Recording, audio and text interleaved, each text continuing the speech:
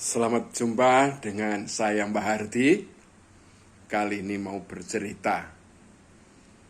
Masa pandemi corona sudah 2 tahun belum berakhir. Ini suatu keprihatinan kita semua.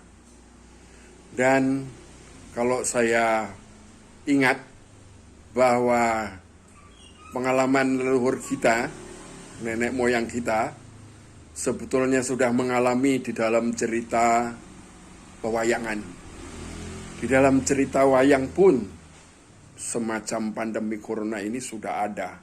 Dan bagaimana diatasinya, nanti kita akan coba mendengarkan kisah Prabu Salya yang gugur di dalam peperangan. Bagaimana kisahnya? Mari kita nikmati bersama. Konon di arena Kurusetra, yakni Tegal Kurusetra itu tempat perang Baratayuda, tampak ribuan manusia menggelepar karena serangan batuk-batuk sambil memegang dada yang panas dan kepala yang tiba-tiba menjadi pusing lalu ambruk di tanah mati. Prabu Salya waktu itu tersenyum menyaksikan kejadian yang mengerikan itu. Ternyata dia punya tujuan, yakni menunggu lawan seimbang yang akan dimajukan oleh pihak Pandawa. Pun ajian pamungkasnya dikeluarkan semata-mata untuk mengakhiri hidupnya sendiri. Dia tahu bahwa ajian Candrabirawa miliknya tentu ada yang bisa menangkalnya, namun dia tidak tahu siapa yang dapat menanggulanginya.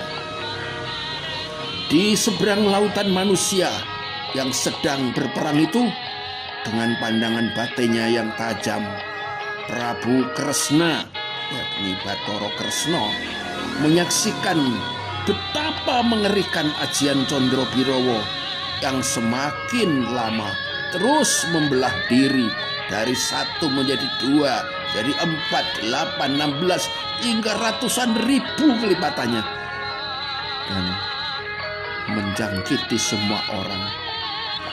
Di sebelahnya, yakni para Pandawa menatap cemas menyaksikan ratusan ribu manusia menjadi korban keganasan makhluk tak kasat mata itu.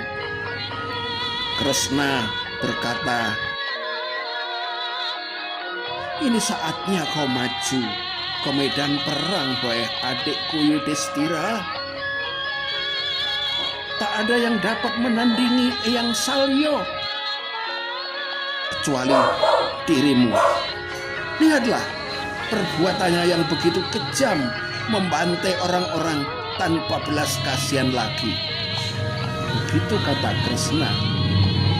Yudhistira yang berdiri di sebelahnya terhenyak ketika namanya disebut. "Mengapa harus aku yang maju, Kang Mas Kresna?" tanya Yudhistira. "Apa yang kau lihat itu, ayah adikku?" Kresna balik bertanya. "Aku melihat berjuta-juta makhluk berupa raksasa kecil sedang menyerang banyak prajurit. Tidak hanya dari pasukan kita saja yang diserang, tapi pasukan Kurawa pun turut diserbunya. Ini aneh." Begitu jawab Yudhistira. Itulah kedahsyatan Candrabirawa dari Prabu Salya yang dulu didapatkannya dari Resi Bagaspati, yakni mertuanya, dan mertuanya itu memperolehnya dari wejangan arwah Sukrasana saat dia bertapa. Hanya manusia yang berjiwa tenanglah yang sanggup menghentikan. Majulah, hadapi eyangmu itu tanpa harus melawan. Turuti apa yang dikehendakinya.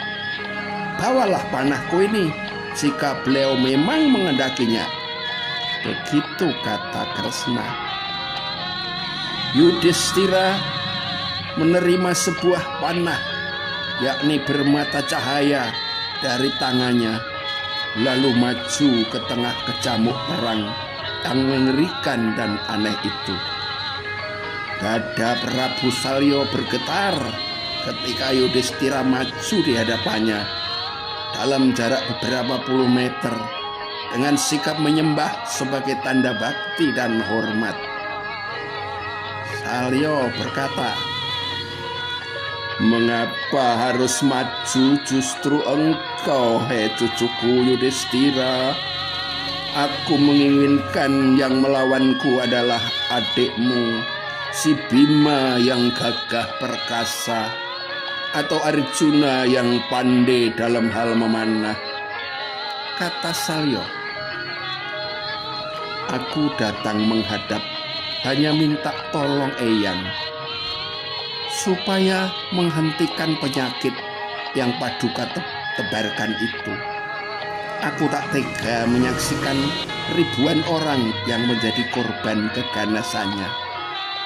Kalau Paduka tidak mau, segera bunuhlah aku daripada orang yang tak berdosa itu terbunuh.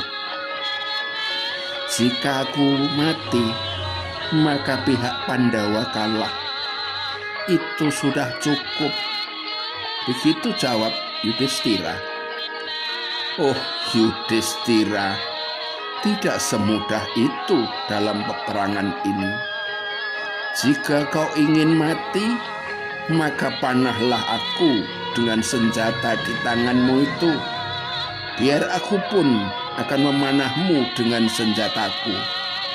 Begitu kata Prabu Salya. Maka dengan setengah hati Yudhistira menyanggupi tantangannya. Senjata Cakra Baskara, pemberian Kresna, dilesatkan tanpa semangat, pun tidak ditujukan ke arah lawannya, tapi hanya menghadap ke bawah. Matanya terpejam ketika senjata itu melesat lemah dari gandewa di tangannya.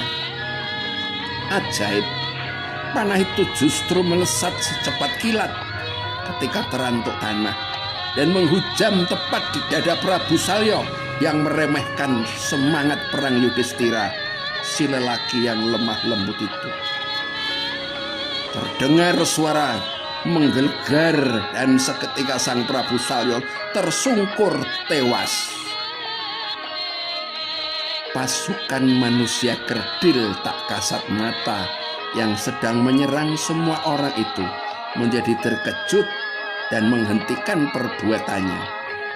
Tampaklah manusia dengan sinar suci berdiri dengan tenang hingga membuat mereka menjadi lemah dan akhirnya musnah.